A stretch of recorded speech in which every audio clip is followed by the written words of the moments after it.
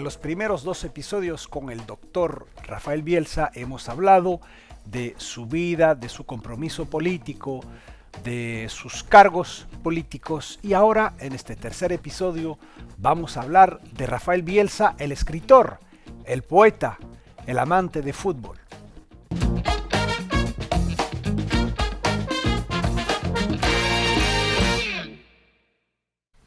Bienvenidas, bienvenidos a esta nueva charla con el doctor Rafael Bielsa.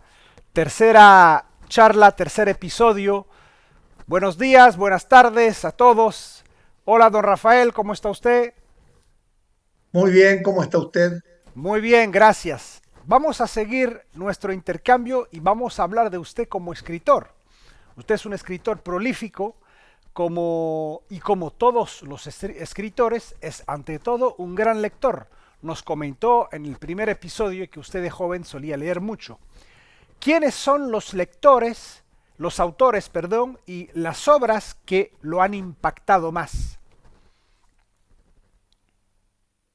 A ver, yo son muchas, muchísimas, porque como usted dice, yo soy un lector omnívoro. De hecho, tengo a mi izquierda una gran cantidad de libros que estoy leyendo al mismo tiempo.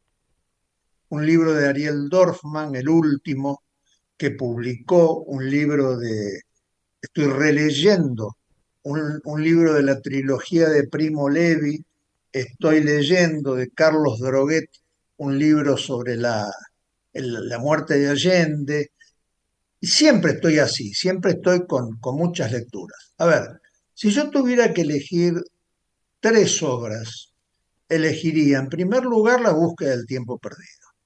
A mí me parece que esa obra de Proust, o sea, en los momentos de peor angustia, en los momentos donde la angustia, como decía Churchill, los perros negros más mordían la garganta, a mí me serenaba leer a Proust. Aunque la historia no fuera para nada una historia celebratoria, pero me serenaba esa genialidad, esa capacidad de observación, esa sensibilidad exacerbada. Bueno, eso es un libro del primer tomo al último tomo, hasta Albertina reaparecida, todo eso. Luego el Cuarteto de Alejandría. Yo creo que esa fue una obra que me influyó muy marcadamente.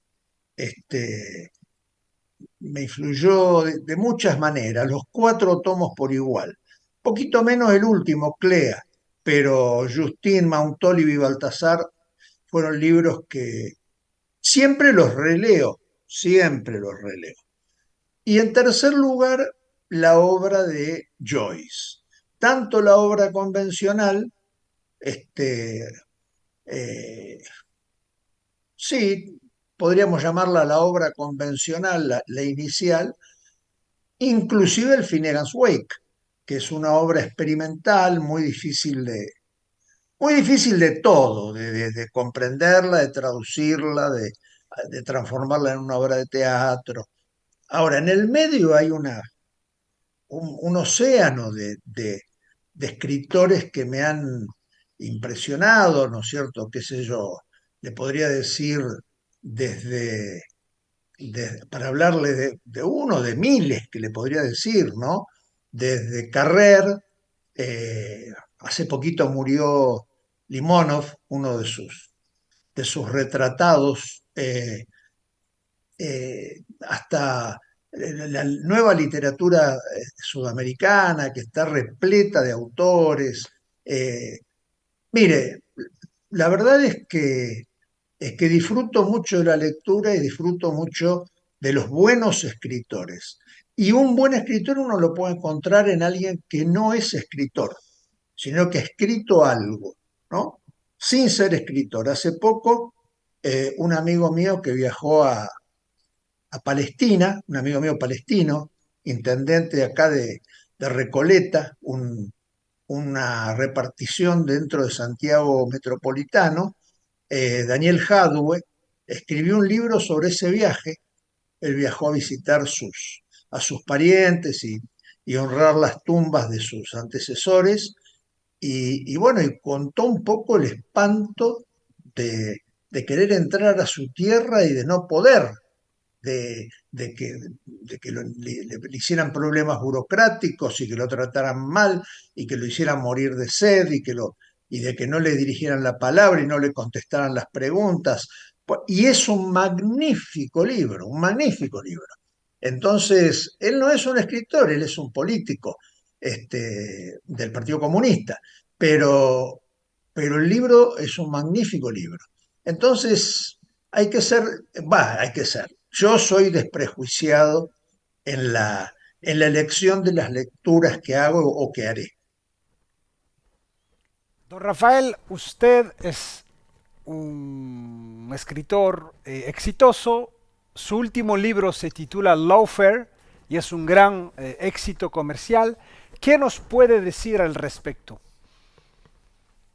Bueno, a ver, los modos digamos, los modos de opresión de el país que fue una potencia hegemónica y ahora está peleando por tener un lugar preponderante en el concierto de las naciones, los Estados Unidos, los modos de dominación son muy variados porque hay tantos modos de dominación como recursos económicos el país que quiere dominar disponga, porque no se domina solamente con soft power, se domina también con hard power.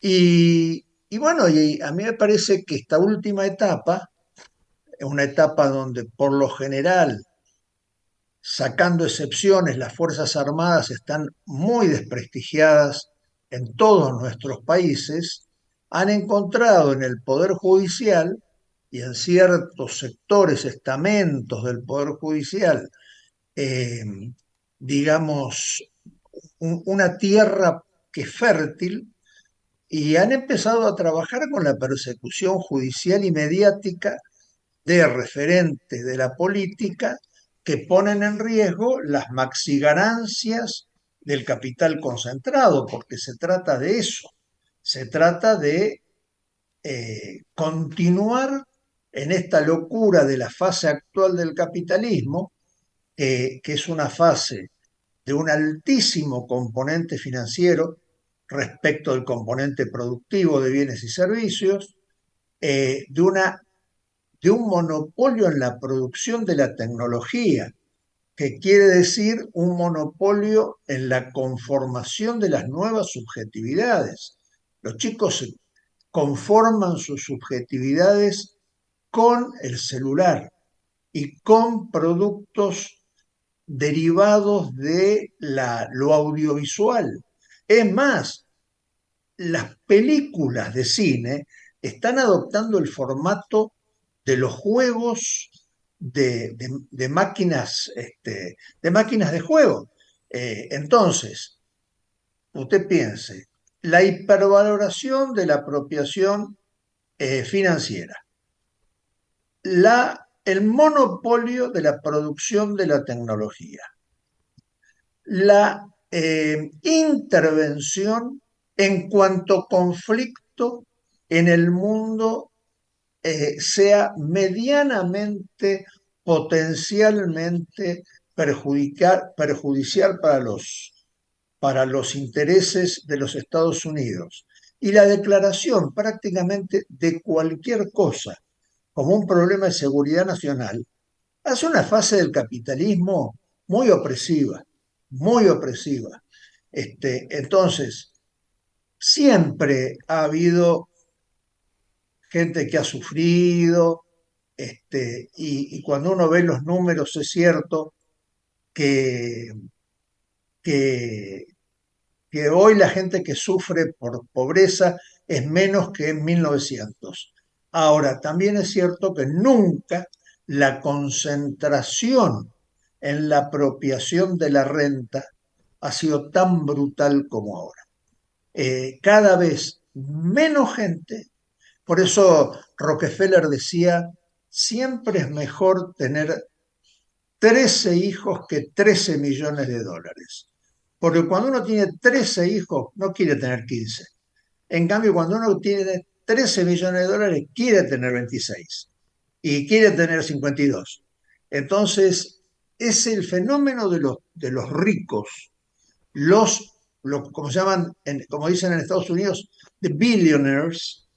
eh, es un fenómeno que hay que estudiarlo porque nos- ese fenómeno está produciendo que nosotros naturalicemos algunas cosas que no las hubiéramos naturalizado en otro momento, o que se nos expropien palabras y las empiezan a usar ellos con un sentido diferente. Entonces, yo digo, bueno, a ver, nos están vaciando ya de las palabras, que es el modo que tenemos de pensar y de concebir los actos de rebeldía y de rebelión. Entonces, a mí me parece que, en primer lugar, no es sustentable, porque eso también produce un deterioro del medio ambiente, más allá de los negacionistas, de los terraplanistas. Eso produce un deterioro del medio ambiente brutal. Por el otro lado, me parece que el avance de China es un avance más sólido que el retroceso de los Estados Unidos, porque pareciera que nadie ha reparado que China, que vende todo, vende lo que a usted se le ocurre, no exporta ideología. A diferencia de la izquierda de los 60, 70, que exportaba ideología, el Che, primero en el Congo, después en Bolivia, esas revoluciones se exportaban. Bueno, China no quiere exportar nada. China lo que dice es, tengo dinero, tengo ideas, financio estas obras, te hacen falta las obras, nadie te las va a financiar como yo, nadie las va a cobrar más baratas. Y sigue con la ruta del cinturón y la seda. Entonces, a mí me parece que tiene una mejor fórmula, ¿no? Yo no hablo de equivalencias bélicas porque China es lo suficientemente inteligente como para no entrar en esa variante, ¿no? La bélica. Pero, pero me parece que el mundo, tenemos todavía la posibilidad de que sea multipolar, pero no veo que la tendencia sea a la multipolaridad. Entonces, yo digo, acá en Argentina, o acá en Chile, existe la ilusión acrítica de que vamos a poder optar si hacemos un negocio entre Estados Unidos y China.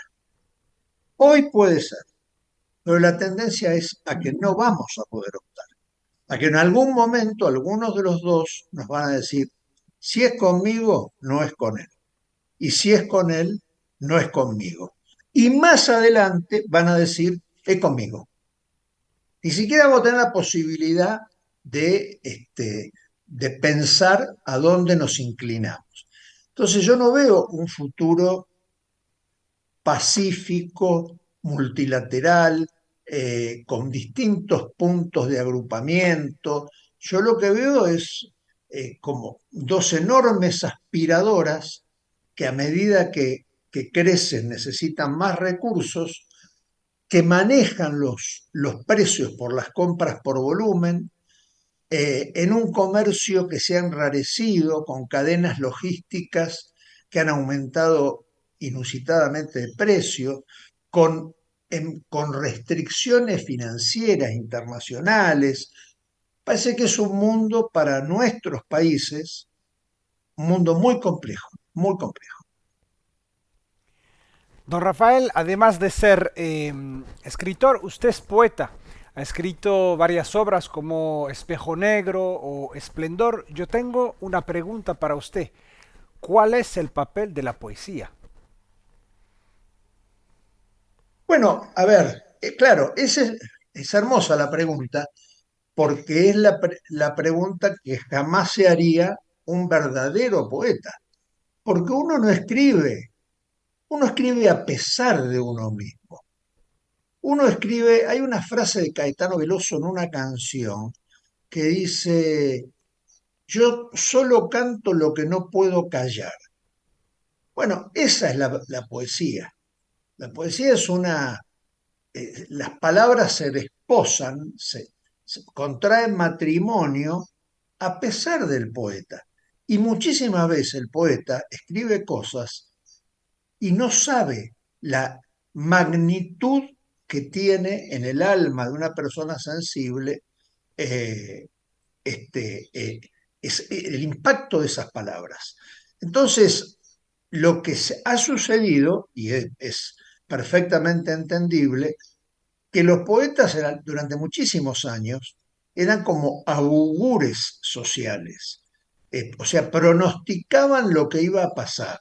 Ese era un poco el papel del poeta, alguien que estaba ubicado entre la lira terrestre y la celestial.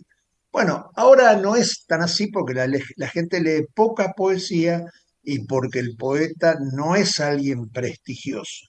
Eh, un fenómeno como el de Yves Bonnefoy en Francia, yo no sé si se ha repetido en la poesía. Y estamos hablando de 20 años atrás. Entonces, por lo general los grandes poetas trabajan de otra cosa, pero también es cierto que en otras épocas los grandes escritores también trabajaban de otra cosa, hasta que se transformaban en escritores célebres. Así que yo creo que la poesía es necesaria, siempre va a existir, y a medida que haya retrocesos civilizatorios, la voz del poeta va a ser nuevamente importante. Eh, Don Rafael, hablemos ahora de fútbol. Usted es el hermano de Marcelo Bielsa, el técnico, gran técnico reconocido a nivel mundial, y usted es sobre todo un hincha de Newell's. Usted incluso escribió un libro sobre Newell's. Yo quiero saber qué representa el fútbol para usted. Bueno, a ver, yo no tengo ningún recuerdo de mi vida, ni bueno ni malo, que no pueda asociar a algún partido de fútbol de Newell's, o alguna formación de equipo de Newell's, o algún jugador de Newell's que me gustaba en esa época. Ninguno. Desde que tengo 4 o 5 años, todos los recuerdos van asociados a un episodio futbolístico. Entonces, yo le diría, es como una segunda naturaleza ser el fútbol para mí, ¿no? Como una segunda naturaleza. Con los años cada vez voy siendo más selectivo. Cuando Marcelo dirigía Leeds, usted lo sabe, yo era hincha de Newell's y de Leeds. Ahora sigo la selección de Uruguay, naturalmente. Deseo que haga el mejor de los papeles. eh, me transformo, es como si se abriera otra herida que no existía. Ahora es la selección de Uruguay, además de Newell's. eh, pero en algún momento de mi vida yo seguía el fútbol, o sea, cualquier partido de fútbol, de la primera A, de la primera B, de la primera C, elegía a los jugadores. Cuando conocía a algún dirigente de mi equipo le decía, fíjate en este jugador que está jugando en tal equipo, es un gran jugador. A veces tenía éxito, la mayoría de las veces no.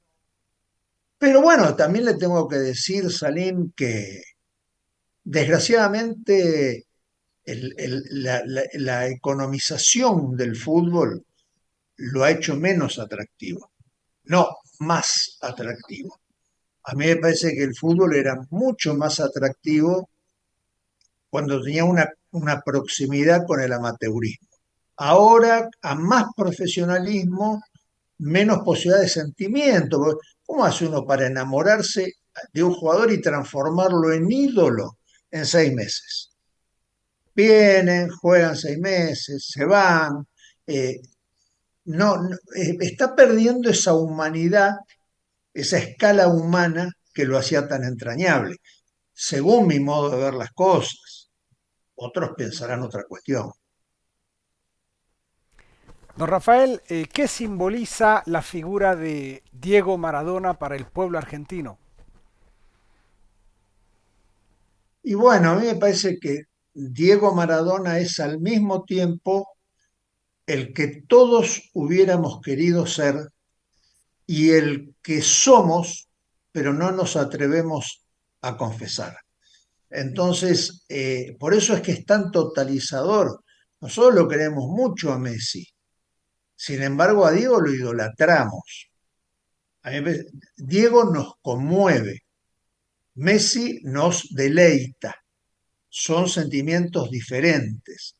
Entonces, a mí me parece que esa vida que tuvo el pobre Diego, esa vida de excesos, esa vida de ese coraje que tenía para desconocer las autoridades formales, esos compromisos quijotescos que duraban toda la vida. Eh, bueno, me parece que, no es que me parece que él expresa de manera muy perfecta la verdadera esencia de la Argentina, ¿no?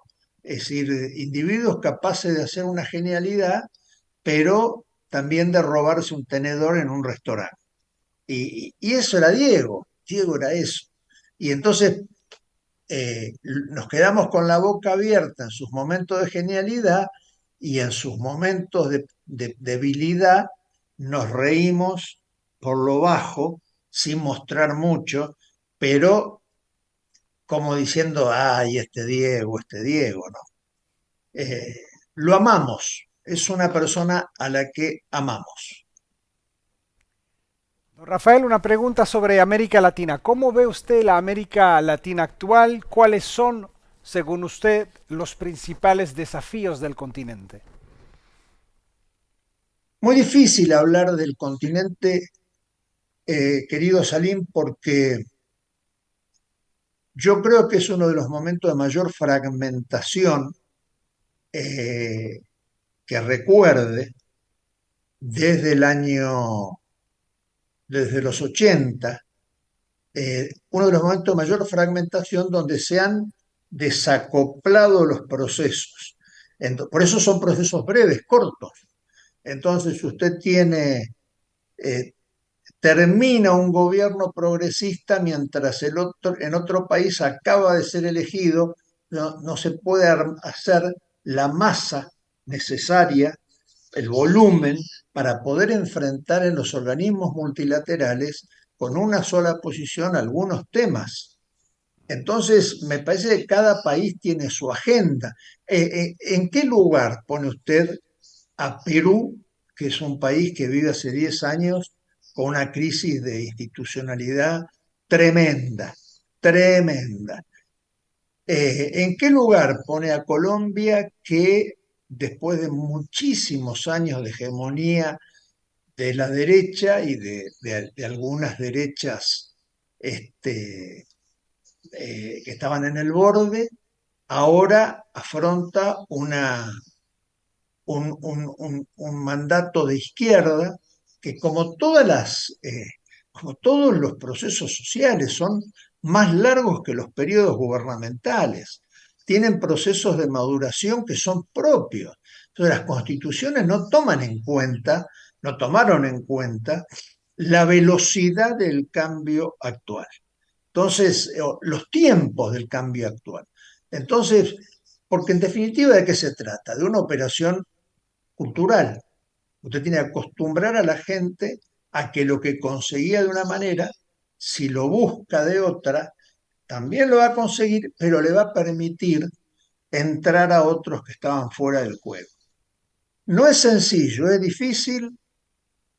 También estamos conviviendo, nadando a varias aguas entre la predilección por tener gobernantes providenciales en un momento en el cual lo colectivo me parece que es la única manera de encontrarle una salida a los problemas que son mayoritarios. No pasa por lo individual. Sin embargo, buscamos liderazgos providenciales.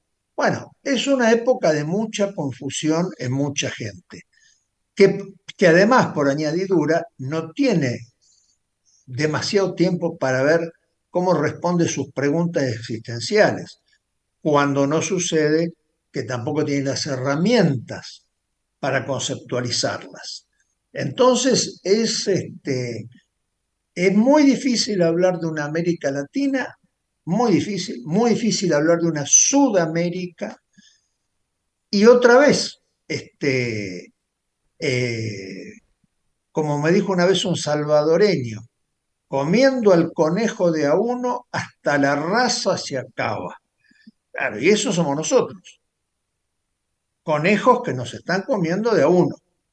Bueno, no deberíamos dejar que nos comieran de a uno, pero no es un tema de voluntad, es un tema que supera largamente el pensamiento de un hombre. Penúltima pregunta, don Rafael, ¿cómo ve usted el fortalecimiento de los BRICS y la emergencia de un nuevo mundo multipolar? Bueno, a ver, es mejor con BRICS que sin BRICS. Esto lo quiero dejar sentado, porque como voy a ser crítico en algunas cosas, eh, siempre mejor con BRICS. Ahora, ¿cuál es el problema? La historia de BRICS demostró que la baja institucionalidad, cuando los vientos son adversos, hace que el, la idea se pierda. Los BRICS tuvieron un apogeo que coincidió con el alza del valor de las commodities. Luego de la crisis del 2008, tuvieron un hipogeo, prácticamente no se habló más de los BRICS y ahora resurgen, yo creo que con mucho de la energía de Lula, que lo siente como un espacio donde se mueve como pez en el agua. Y Lula es un... Brasil tiene la dicha de tenerlo a Lula porque Lula es como un Mandela brasileño. Entonces, como es un maravilloso mascarón de proa. Y como Brasil tiene muy buenos cuadros en política exterior, excelentes, me parece que la cosa va funcionando. Ahora, siempre hay que fijarse en la institucionalidad de una marca. Si tiene institucionalidad fuerte, tiene chance de seguir.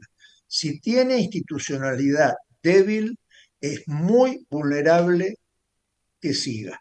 Entonces, a mí me parece que BRICS todavía es una mejor idea que una herramienta poderosa. Esto por un lado. Y en segundo lugar, lo de la multipolaridad va a seguir la suerte que yo le subrayaba cuando hablamos de América Latina. La multipolaridad es la tendencia inmediata, pero no la definitiva. Ojalá fuera la definitiva.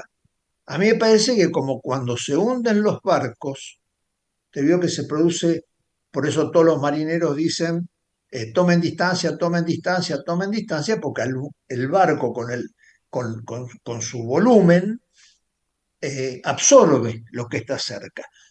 Entonces a mí me parece que va a pasar un poco así, los apogeos y los hipogeos, los entronizamientos y las defenestraciones van a arrastrar zonas de influencia. Usted piense, el AUKUS, una, un acuerdo bélico que va desde Australia, Nueva Zelanda, pasa por el estrecho de Taiwán, Mar de la China, hasta el Mar Arábigo, por ahora.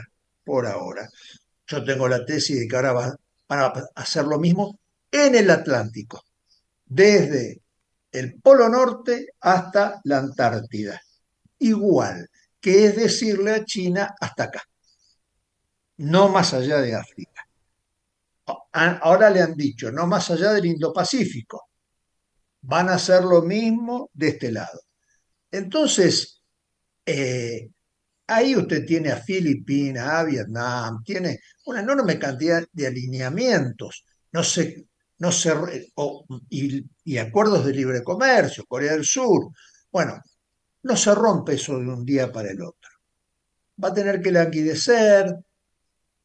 Estados Unidos va a seguir siendo importante y rector en algunas cosas todavía por bastantes años.